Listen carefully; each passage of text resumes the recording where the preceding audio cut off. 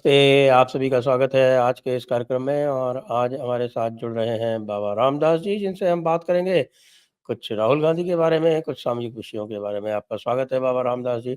आरंभ करने से पूर्व सबको याद दिला दें, हमारे राष्ट्रवादियों का महाकुंभ 25, 26 और 27 अक्टूबर को जयपुर में जो होने वाला है क्लार्क्स आमेर में, उसके लिए आप क्यूआर स्कैन करके हमारे जो क्राउड फंडिंग है उसको सपोर्ट कर सकते हैं और ये भी याद दिला दें कि सारे रजिस्ट्रेशंस अब खुल गए हैं। आइए बात करते हैं बाबा रामदास जी से। स्वागत है आपका बाबा रामदास जी जयपुर डायलॉग्स पर एक बार पुनः।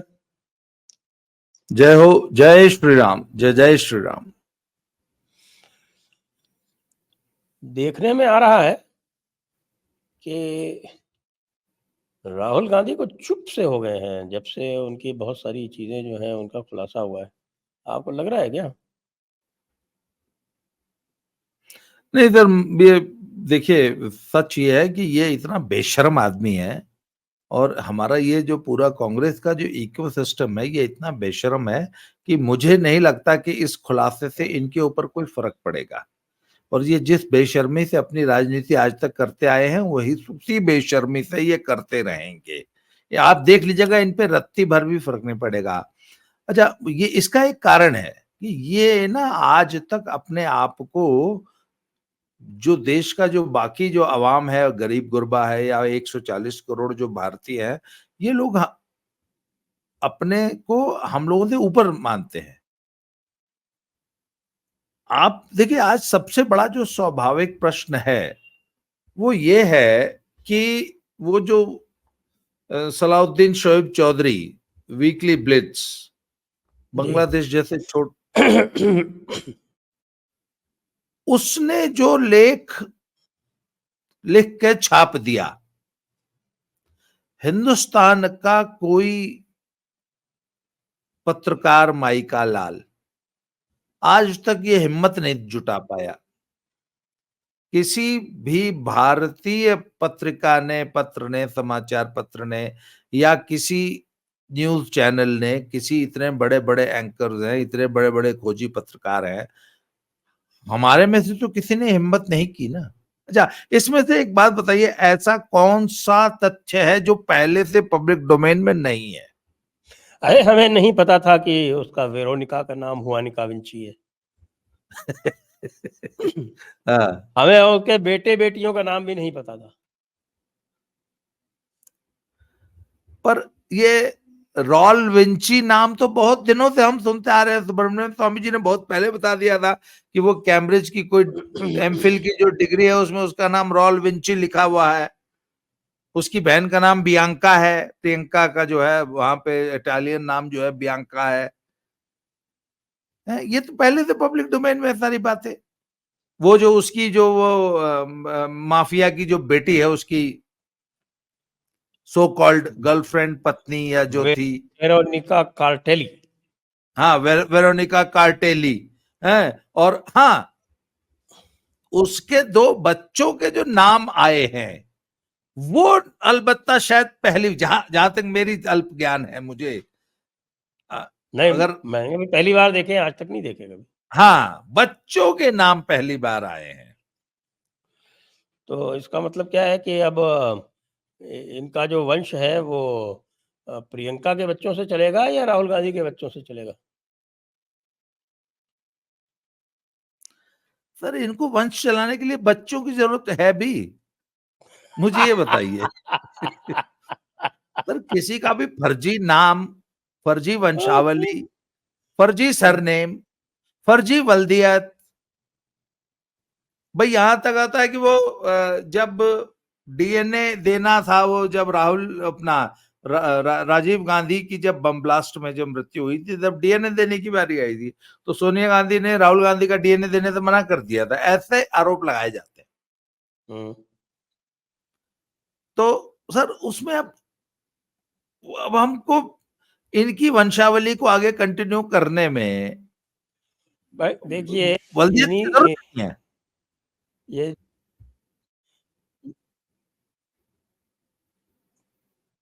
जी।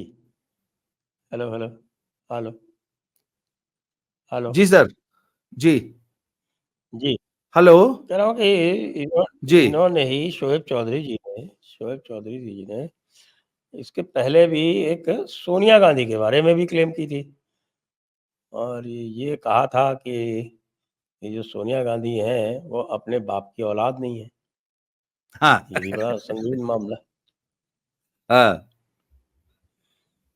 वो वो तो वो ये क्लेम करते हैं कि जब सोनिया का जन्म हुआ उससे 2 साल पहले इनके पिताजी जेल में थे और छूटने के 2 साल बाद आए हैं। तो हाँ, ये सर तो एक बार गंभीर। मैं एक मौलाना का मैं एक वक्तव्य सुन रहा था, हो सकता है आपने भी सुना हो।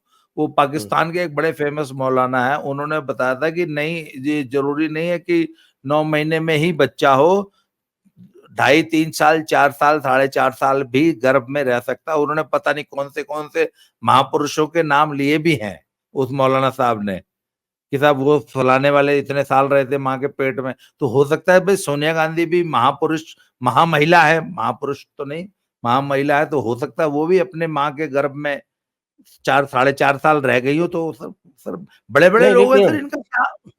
हाथी का बच्चा तो 21 महीने में होता है ना। जी। तो तो ये तो हाथी से बड़े हैं, ऐसे छोटे थोड़ी हाँ, हैं। ये तो हाथी से बड़े, सर हाथी इनके आगे कुछ भी नहीं है। ये हुँ, तो चींटी जैसा है हाथी इनके सामने। तो अगर ये 4.5 साल अपने माँ के गर्भ में रह गई हो हुँ, तो सर कोई कोई बड़ी आश्चर्य की बात बात नहीं। नहीं है। हाँ।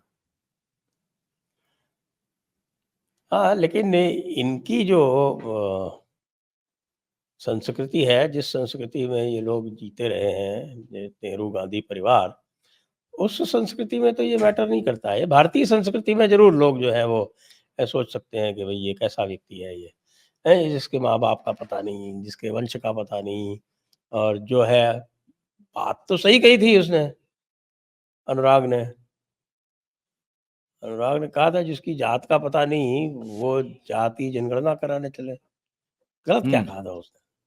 बिल्कुल बिल्कुल सही कहा था सर, हम तो इस बात को पहले दिन से कहते हैं कि तुम्हारी वल्दियत ये भी क्लियर नहीं है, तुम्हारी जात क्या है। भाई आप देश की जाति, पूरे देश की जाति पूछोगे तो कोई आपके यहाँ भी आ गया फॉर्म लेके, तो आप अपनी जाति क्या बताओगे। तो ये बड़ा वैलिड पॉइंट है सर, अनुराग ठाकुर ने ये जो बात कही एकदम सही कही है। मैं उसको एकदम 100% एंडोर्स करता हूँ। एकदम सही सवाल, जायज सवाल है। तो अब जी। ये जो पूरे खुलासे हुए हैं, उससे जो है हम लोग प्रयास कर सकते हैं कि राहुल गांधी की जाति का निर्धारण कर सकें। अभी थर्ड पार्टी हैं हम लोग, तो हम एज़ थर्ड पार्टी तो राहुल गांधी की जाति का निर्धारण करने का प्रयास कर ही सकते हैं ना। सर मैं इससे भी ज्यादा गंभीर एक मुद्दा मैंने कल एक और चर्चा में भी उठाया था, मैं आपके प्लेटफॉर्म पे भी वो उठाना चाहूंगा कि हमारे भारतीय सेना का कोई जवान, कोई अफसर, कोई सिपाही सेना में रहते हुए जो है किसी विदेशी महिला के साथ शादी विवाह या प्रेम संबंध यारी दोस्ती नहीं कर सकता, उसकी फॉरेन नौकरी सर्विस चली वाला भी नहीं जाएगी। कर सकता। अच्छा हाँ, फॉरेन सर्विस वाला भी नहीं कर सकता, ये आपने नई जानकारी मुझे दी। अगर आपको ध्यान हो तो वो जब गोर्शकोव खरीदा जा रहा था तो रशिया में परमिशन हमारा लेनी एक। पड़ती है, मैं आपको बताऊँ जी। परमिशन लेनी पड़ती है। हमारे जो वर्तमान विदेश मंत्री हैं, डॉक्टर जयशंकर, उनकी पत्नी जापानी है। उनसे विवाह करने से पूर्व उनको बाकायदा परमिशन लेनी पड़ी थी। परमिशन लेने के बाद से पूरी जाँच हुई थी। वो जाँच होके जब ये क्लियर हो गया कि भई जो भी जिनसे वो विवाह करना चाहते हैं, उनका किसी प्रकार का सिक्योरिटी इश्यू नहीं है, तब उनको परमिशन मिली, तब वो उनसे विवाह कर पाए थे। चूंकि वो फॉरेन सर्विस में थे इसलिए। जी हाँ, वो फ़ॉरेन सर्विस में थे तो, उस समय। तो सर मैंने कल भी एक वार्ता में यही सवाल उठाया था कि हमारे पीएम हाउस में एक विदेशी महिला जिसने शादी के 15 या 20 साल तक भारत की नागरिकता तक लेना जरूरी नहीं समझा, वो एज अ फॉरेन नेशनल अच्छा, कल एक भाई पूछ रहा था कि 20 साल तक का कौन सा वीजा होता है। मैं जानकारी के लिए बता दूं कि वो 20 साल तक हमारे देश में जब रहती थी तो हर बार वीजा एक्सटेंड कराती थी। मैं और भी ऐसे कुछ एक दो लोगों को जानता हूं। हमारे एक मित्र फैमिली है, वो उनका बेटा कनाडा का नागरिक है, वो इंडियन नागरिक हैं और वो रहते इंडिया में हैं। बेटे का जन्म वहां हुआ था, तो वो आज भी उनका बेटा जो है वो वीजा लेके इंडिया में रहता है। तो सोनिया गांधी भी लगातार वीजा एक्सटेंड करा करा के ही इंडिया में रही थी। फिर बाद में 20 साल बाद इंदिरा गांधी ने ये डिसाइड किया कि नाउ शी शुड, बल्कि उन्होंने इंसिस्ट किया कि now she should take the citizenship of the country. तब जाके उन्होंने भारत की नागरिकता ली थी। अदरवाइज हमारे पीएम हाउस में एक विदेशी नागरिक 20 साल तक पलता रहा, जबकि भारत का एक अदना सा सैनिक जो है, अगर उसकी पत्नी विदेशी हो और उसने बिना परमिशन के अगर कर ली तो उसका कोर्ट मार्शल हो जाता है। तो आज राहुल गांधी जो कि एक सेंसिटिव पोस्ट पे भी है और एक भारत की एक बड़ी पार्टी के सर्वे सर्वा है, नेता है और भारत के प्रधानमंत्री बनना चाहते हैं, तो ऐसा व्यक्ति कहाँ जाता है, कहाँ घूमता है, उसकी गुप्त दौरे होते हैं, वो देश के दुश्मनों से मिलता है, दोस्तों से मिलता है, उसकी ऐसी क्या गुप्त मीटिंग होती है भारत सरकार को। सर एक बार बताइए, why government of India should not track his activities on the foreign soil. विदेश में उसकी हरकतों को क्यों नहीं चेक करे, वो किससे मिल रहा है। मुझे मैं ये लगता है जी एक इसमें जो पूरा जो है ना कि भारतीय जनता पार्टी जो है ना वो यहाँ पर कुछ गलती कर गई। वैसे तो चाणक्य नीति अपनानी चाहिए कि चाणक्य नीति जो है वो कहती है कि भाई आप जो है पूरी तरह से अपने दुश्मन को समाप्त कर दो, जड़ से खत्म कर दो, जड़ में मट्ठा डाल दो। वो सारी बातें हैं तो चाणक्य नीति के अनुसार होती है। यहाँ इनको लगा कि साहब कि राहुल गांधी जब तक सामने है तब तक मोदी को कोई खतरा नहीं है, क्योंकि राहुल गांधी पप्पू है, उसको कोई सीरियसली लेता नहीं है। 2 बार उनकी विजय हो गई, एक बार वो 44 पे रह गया, दूसरी बार 52 पे रह गया। लेकिन वो इस बात को भूल गए कि भई अ, झूठ बोल-बोल के कोई भी आदमी जो है वो नुकसान पहुँचा सकता है एक स्थिति के बाद में, जो इस बार हुआ। जी। सर देखिए, एक बात स्पष्ट मान लीजिए कि इस बार भी जो कांग्रेस की कुछ सीटें बढ़ गई या भाजपा की जो कुछ सीटें नुकसान हुई ना, वो तो सर मुझे लगता है कि वो सारा कुछ इंटरनेशनल, अंतरराष्ट्रीय ताकतों ने जो चुनाव को प्रभावित करने की कोशिश की किया, ये उसका नतीजा है। अभी भी मैं राहुल गांधी को क्रेडिट देने को तैयार नहीं। मैं आज भी ये मानता हूं कि राहुल गांधी में इतनी योग्यता नहीं है, वो इस प्रकार की कोई स्ट्रेटेजी बना सके। हाँ, कांग्रेस में कुछ लीडर्स जरूर होंगे जो अच्छे स्ट्रेटेजिस्ट होंगे, पर उन बेचारों को शायद कोई पूछता ही नहीं होगा। बाकी अखिलेश यादव या राहुल गांधी में इतनी ताब नहीं है, या इतना इनका पॉलिटिकल एक्यूमेन मैं नहीं मानता हूं कि वो चुनाव की रणनीति भी बना सकते हैं। उधर बिल्ली के भाग्य से छीका टूट गया, और जैसा कि बोला जाता है कि बंद घड़ी भी दिन में 2 बार सही समय बताती है, तो हुँ, इस हुँ। बार बंद घड़ी ने सही समय बता दिया है। और आप मुझे बताइए ना कि आपको याद होगा जो पिछला जो चुनाव हुआ था गुजरात में, तो भाजपा बहुत मुश्किल से मोदी जी को पूरी ताकत लगानी पड़ गई थी। वो बहुत मुश्किल से जो है 100 सीट जीत के जो है वो सरकार बना 99 पाई। पे अटक गए थे, 99 पे। हाँ, 99 पे अटक गए थे और बड़ी मुश्किल से सरकार बनी थी। वही भाजपा ने इस बार फिर जो है वो क्लीन स्वीप कर दिया और एकदम, तो सर रिकॉर्ड ये कायम कर दिया है, 156 रिकॉर्ड सीटों कायम का कर रिकॉर्ड दिया। कायम कर दिया। जी हाँ। तो सर मैं नहीं मानता हूं कि ये इसमें कुछ भी राहुल गांधी का कोई अचीवमेंट है। इट वॉज अ फ्लूक जो कि चल गया। और वो भी जो स्ट्रेटेजी बनाई थी वो डीप स्टेट की बनाई हुई स्ट्रेटेजी थी। और देखिए ना, जो भारत में जिस प्रकार से चुनाव अभियान चला और जिस प्रकार से अफवाहें उड़ाई गई और सारा कुछ हुआ, हूबहू सब कुछ as it is true copy America में चल रहा है। और ट्रंप के खिलाफ वही सारे अब जो है आरोप लगाए जा रहे हैं, वही सारी बातें की जा रही है। वहां भी संविधान ही बचाया जा रहा है, वहां सब कुछ हो रहा है। तो सर बात यह है कि ये तो it was all planned by the international forces. उन लोगों ने बैठ के बाहर प्लान किया कि किस तरह मोदी को रोकना है। और मोदी और राहुल तो उसके लिए मोहरा बने। और सर अगर ये जो खुलासा हुआ है वीकली ब्लिट्स में, बांग्लादेश की इस मैगजीन में, मुझे ऐसा लगता है कि Rahul Gandhi should come forward और इस पे उनको स्पष्टीकरण देना चाहिए, कांग्रेस पार्टी को स्पष्टीकरण देना चाहिए। नहीं तो भारत सरकार को इनसे पूछ लेना चाहिए। और संविधान में सर एक संशोधन की जरूरत है कि इस प्रकार संदिग्ध बैकग्राउंड के लोगों को क्या हम देश के बड़े संवैधानिक पदों पर बैठा सकते हैं। चाणक्य ने कहा था कि विदेशी माँ का बेटा जो है वो कभी भी देश के साथ वफादार नहीं हो सकता। नहीं हो सकता, बिल्कुल। और एक विदेशी महिला से आपके यदि संबंध हैं, आपके बच्चे हैं कि नहीं है, आपके भाई सुब्रमण्यम स्वामी गए हैं कोर्ट, उन्होंने बोला साहब इसके पास 4 पासपोर्ट हैं। तो आप why don't you come forward and clear everything. आप पब्लिक डोमेन में आइए, बताइए लोगों को। और ये मुझे तो लगता है कि सर गवर्नमेंट को ये करना चाहिए, बीजेपी पार्टी को सामने आके जो सुब्रमण्यम स्वामी ने केस किया है वो मुझे लगता है गवर्नमेंट को करना चाहिए था।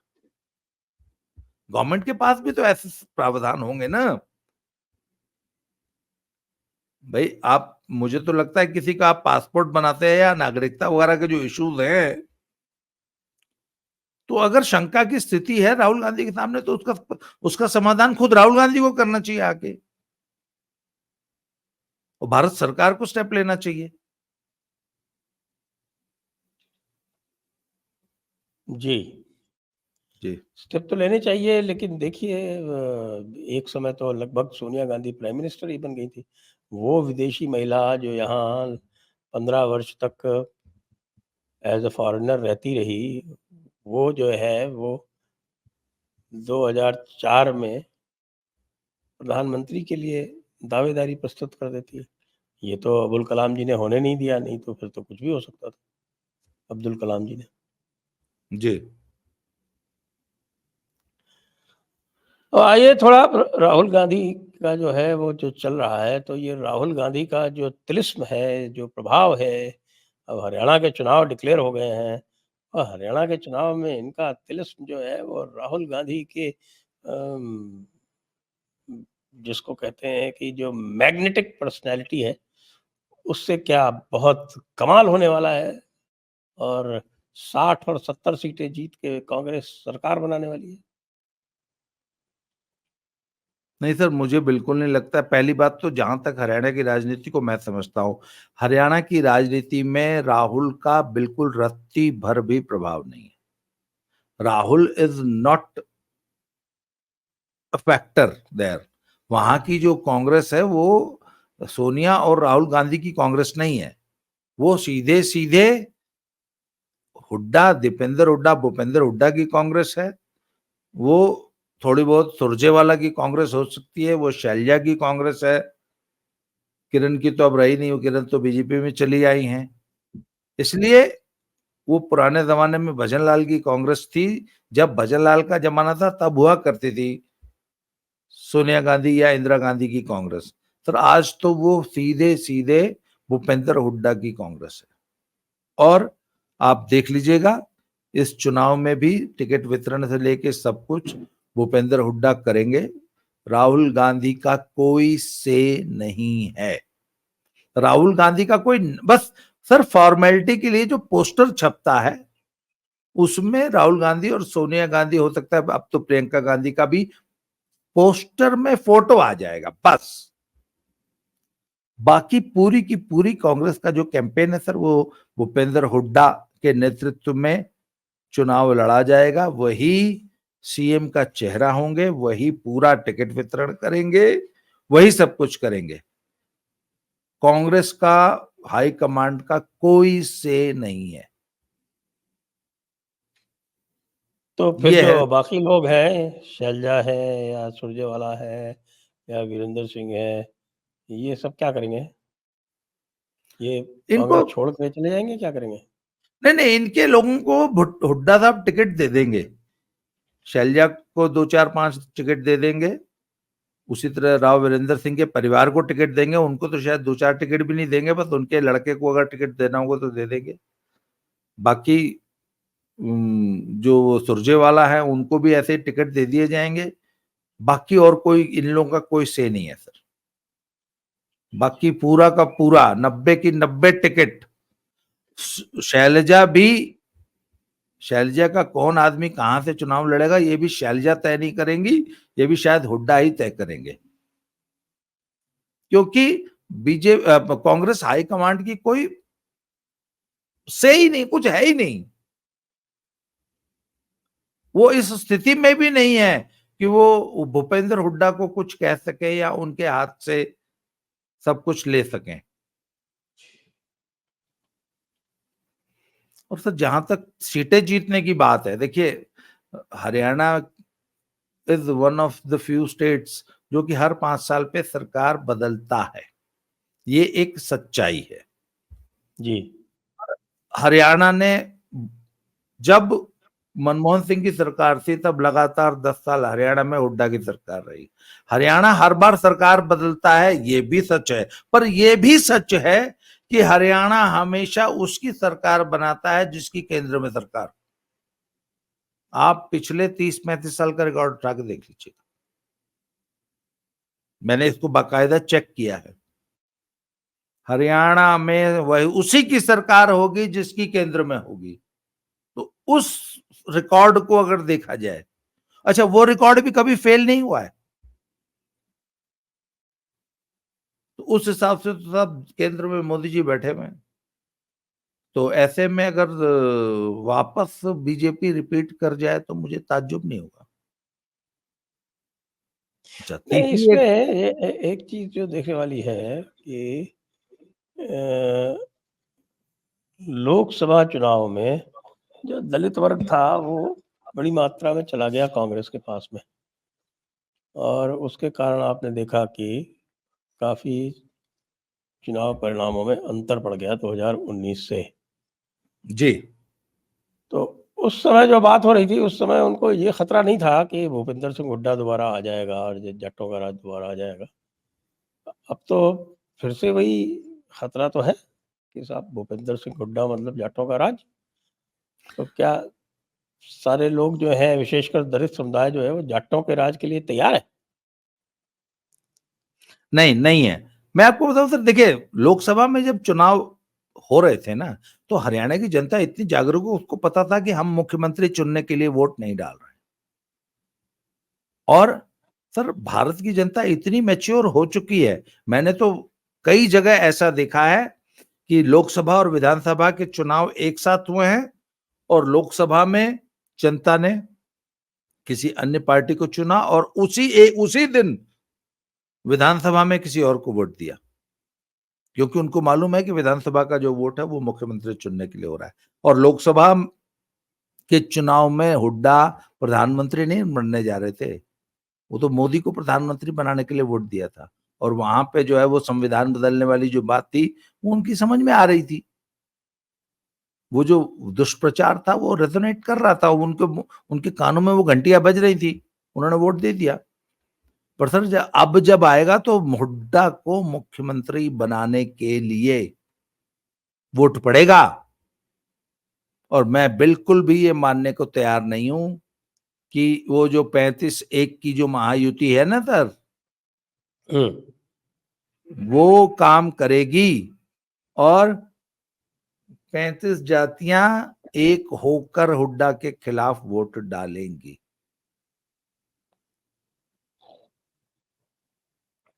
अच्छा, आपको मैं एक और बात बता दूं, ये जो Jat dominance in the society है, इससे इधर जो बाकी जो 35 जातियां हैं ना, उनको दिक्कत होती है। और जाट कोई ना कोई काम ऐसा करते रहते हैं कि उन 35 जातियों को ना बार बार ये एहसास होता जाता है कि यार हम तो इस समाज में दोयम दर्जे के नागरिक हैं, सब कुछ तो इनके हाथ में, सब कुछ तो इनका है, इनके लिए है, इनके पास है, यही सब कुछ डिसाइड करते हैं।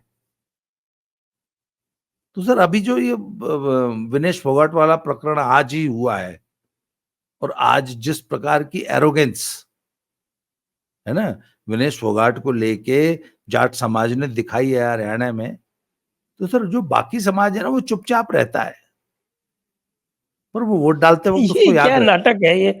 विनेश फोगाट को सेलिब्रेट कर रहे हैं, अमन सहरावत को और मनु भाकर, वो भी तो जाट है, उनको नहीं कर रहे, है। जिन्होंने एक्चुअल में मेडल जीता है।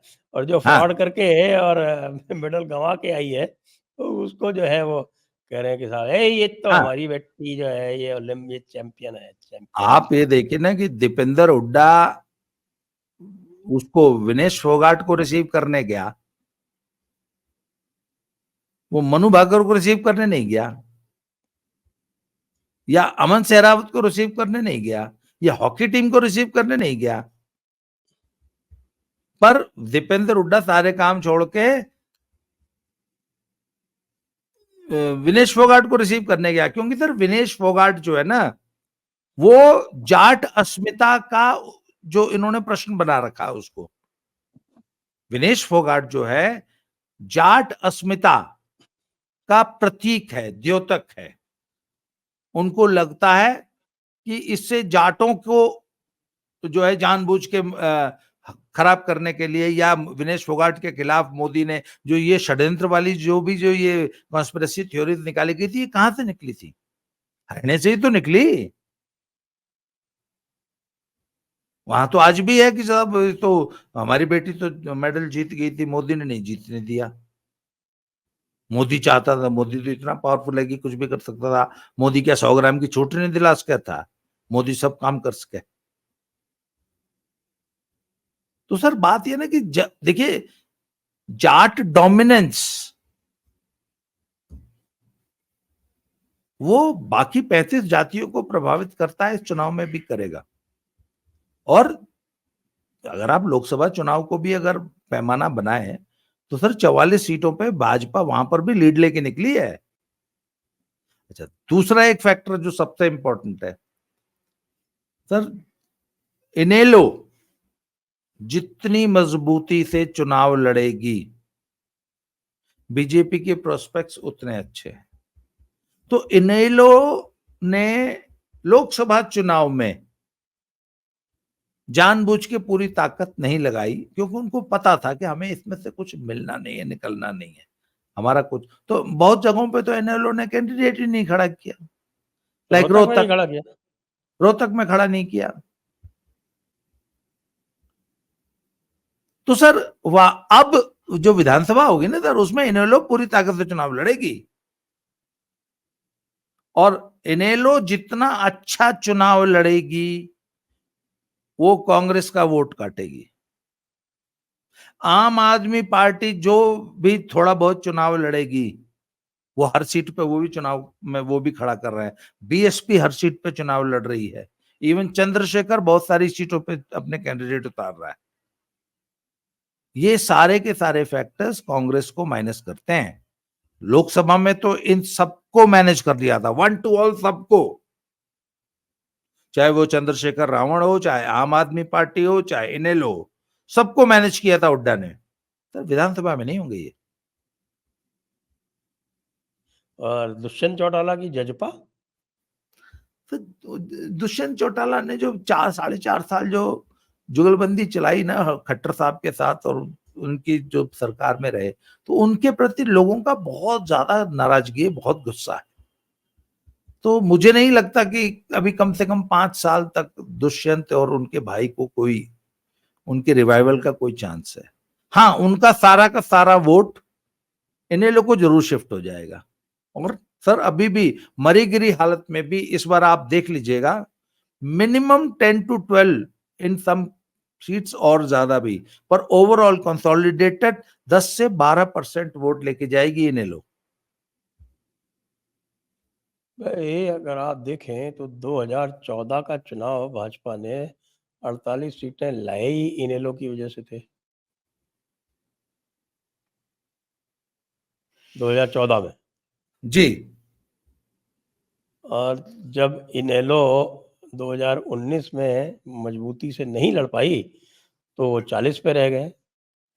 हालांकि उसमें जो है वो दुष्यंत चौटाला ले आया 10 सीटें। पर 14 सीटों का लाभ हुआ था कांग्रेस को, इनेलो के कमजोरी का। हाँ 14 सीट का फायदा हुआ था कांग्रेस को। अदरवाइज यही हुड्डा साहब से इनका एक वीडियो वायरल हुआ था, आपको ध्यान होगा कि ये दिल्ली में कांग्रेस की एक मीटिंग से बाहर निकलते हुए इनकी बातचीत रिकॉर्ड हो गई थी बाई चांस, कह रहे थे कि 14-15 सीट आएगी कांग्रेस की।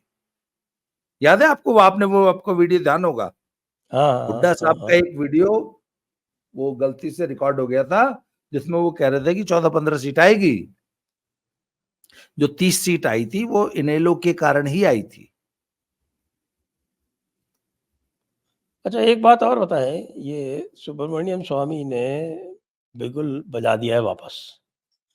एक तो ये जो आपके फॉरेन सिटीजन वाली बात है उसके ऊपर उन्होंने कोई 2019 में होम मिनिस्ट्री को रिप्रेजेंटेशन दिया था, होम मिनिस्ट्री ने उस पर कुछ नहीं किया, तो अब उन्होंने दिल्ली हाई कोर्ट में पीआईएल दायर करके ये कहा है कि भाई ये पीआईएल क्या रिट दायर करके ये कहा है कि ये डायरेक्शन दिए जाएं होम मिनिस्ट्री को कि वो मेरा रिप्रेजेंटेशन डिसाइड करे।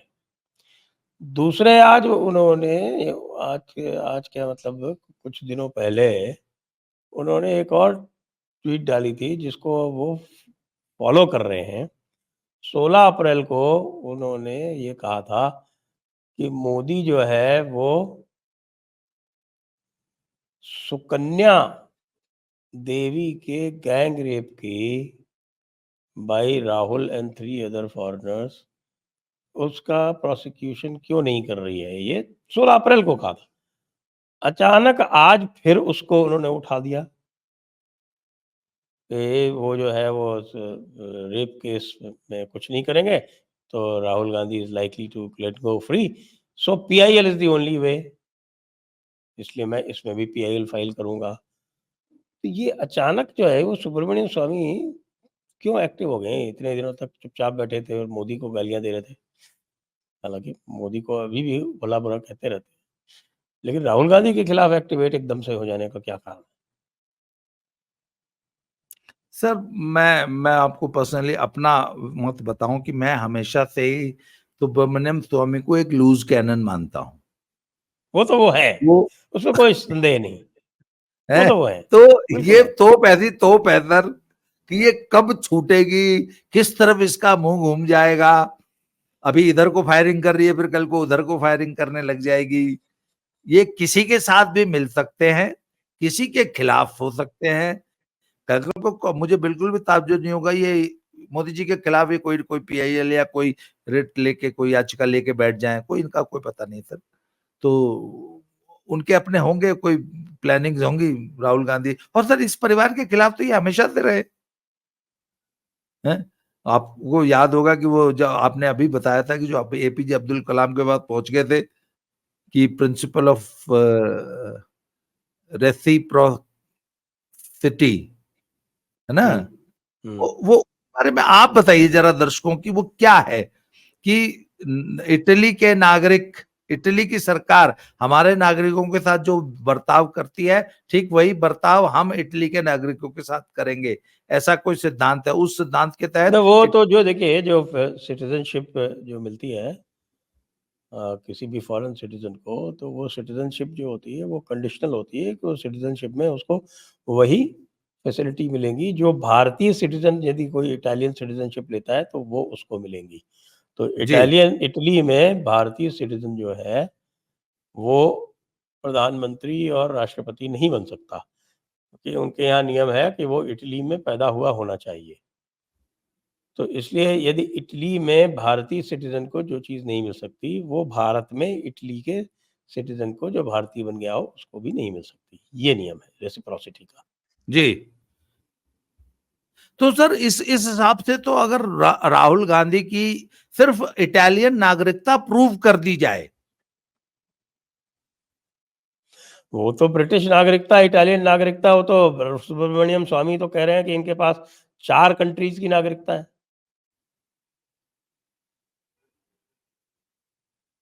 तब तो और ये सुब्रमण्यम स्वामी का भारत सरकार के लिए ये जानकारी प्राप्त करना कोई कठिन कार्य नहीं है। यदि वो किसी भी सरकार से ऑफ़िशियली पूछेंगे तो वो सरकार जो है वो बताएगी उनको। उनको क्या इंटरेस्ट है राहुल गांधी में?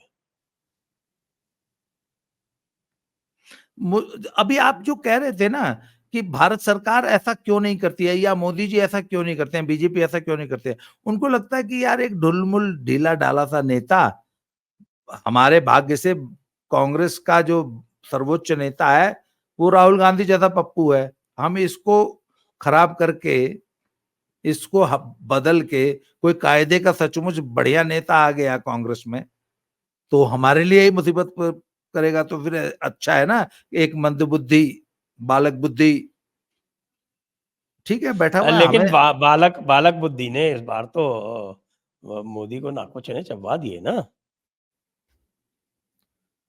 नहीं सर मैं नहीं मानता हूं इस चीज को, नाको चने कोई नहीं चबवाए। नाको चने हम तब मानते जब बालक बुद्धि सरकार बना के, चाहे लंगड़ी सरकार ही बना के मोदी को तीसरी बार शपथ लेने से रोक लेता, तब तो मैं उसकी अचीवमेंट मानता। ये कोई अचीवमेंट नहीं है ना, 99 सीट जीत के जो है वो विपक्ष का नेता बस बन के बैठ गए हैं, मैं इसको कोई अचीवमेंट नहीं मानता हूं इस बालक बुद्धि की।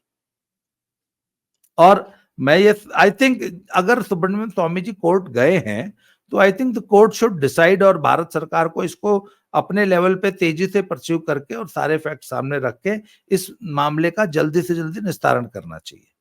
और अगर उनके पास 4 देशों की वाकई नागरिकता है तो उसको भारत की नागरिकता समाप्त करिए, रोकिए उसको संसद से बाहर करिए। ये चूहे बिल्ली का खेल क्यों लगा रखा है?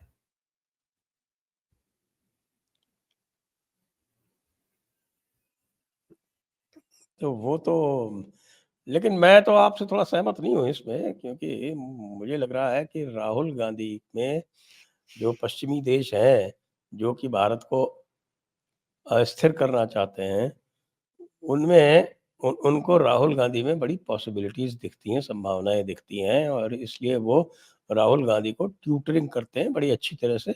और कुछ हो या ना हो, वो ट्यूटर तो अच्छी तरह से हो जाता है, उसको जो भी स्क्रिप्ट लिख के दिया जाता है, उसको वो तरीके से अपने एक उसने जो है वो एग्रेशन वाली इमेज बनाई है, कल्टीवेट की है पिछले 5 साल में। उसके पहले तो वाक़ई वो पप्पू वाली इमेज थी उसकी, लेकिन अब उसने एग्रो वाली इमेज बनाई है पिछले 5 साल में। तो उसको जो भी बताया जाता है, वो अंकल सैम के माध्यम से, उनके वो कौन है, वो सत्यनारायण गंगाराम पित्रोदा जी, सैम पित्रोदा। तो अंकल सैम जो है उनको जो भेजते हैं लिख के, वो ऐसा का ऐसा वो पढ़ देता है, कर देता है। तो इसलिए वो उनके लिए यूज़फुल है। और चूँकि चूँकि भारत सरकार जो है इन मामलों में ढुलमुल रही है, तो राहुल गांधी का बगैर मतलब के, अगर इसको ढंग से टैकल करते तो वो वैसा ही पप्पू रहता, लेकिन बगैर मतलब के इन्होंने राहुल गांधी का स्टेचर बढ़ा दिया है। और अब समय आ गया है कि उसको ठीक करें। नहीं कर रहे तो फिर योगी जी के को हैंड ओवर कर दें।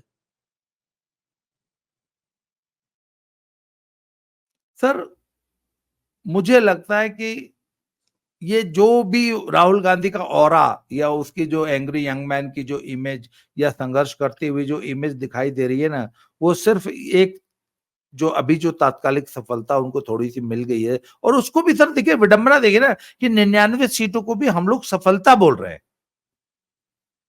अरे सर, 52 वाला 99 पे पहुंच जाएगा तो कमाल है। जो बच्चा 20% ला रहा है वो 40 ले आए तो सफल तो कहा ही जाएगा ना। तो सर ये this is a temporary phase, ये राहुल गांधी के जीवन में इससे पहले भी अगर आपको याद हो राहुल गांधी कई बार उनमें स्पार्क दिखाई दिया है? पर फिर वो अचानक चमके और फिर वापस बुझ गए। हर बार उनके साथ ऐसा होता आया है, अब की बार फिर हल्की सी चमक दिखाई दे रही है, आप देख लीजिएगा। आप देख लीजिएगा 3 महीने बाद राहुल गांधी में वो चमक नहीं दिखाई देगी आपको। इसलिए ये this is the temporary face. मेरी डिमांड है राहुल गांधी से कि तुम न्याक विंची और मानुकी विंची को मानुची विंची को लेकर आओ भारत में। हम्म।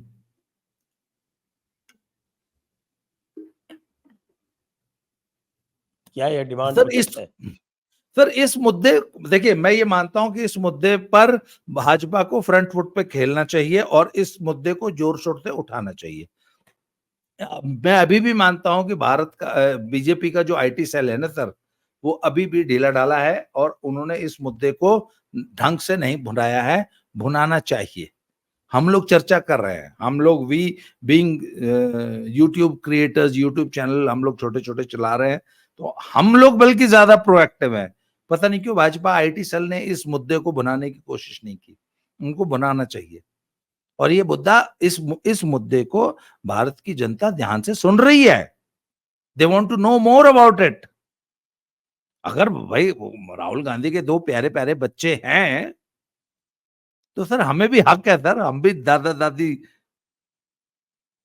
हाँ, बच्चों बिल्कुल, बिल्कुल। के अब बताते हैं कि बड़े सुंदर बच्चे हैं, तो भाई सुंदर बच्चों को बड़े यहाँ प्यारे लाया प्यारे जाए, इसी बच्चे के हैं बाद। सर। हाँ, हाँ, एक राहुल 19 गांधी साल का खुद है ही। और बच्ची 15 साल की है, उनको लाया जाए हाँ यहाँ पर। हाँ सर, हम लोग देखे ना, हम लोग शाहरुख खान के बच्चों पे, या वो उधर वो जो है क्या नाम आमिर खान की लड़की पे, या आपकी वो है वो तैमूर की बड़ी बहन वो सैफ अली खान के बच्चों पे कितना प्यार लुटाते हैं। तो हम उतना ही प्यार हम राहुल गांधी के बच्चों पे भी लुटाएंगे। बच्चे तो आफ्टर ऑल बच्चे होते हैं। तो